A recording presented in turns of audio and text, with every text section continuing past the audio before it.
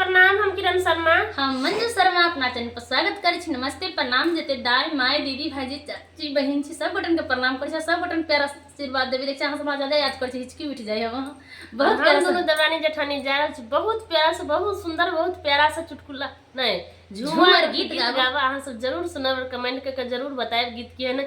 और देखियो जब पिया अनपढ़ मिली है तो ओकर कनिया की सब करे है, तो अहाँ सब जरूर पूरा ओनाइ तो नंदी के भैया बरबक लेल होय छै, अहाँ सब बुझ लेबै।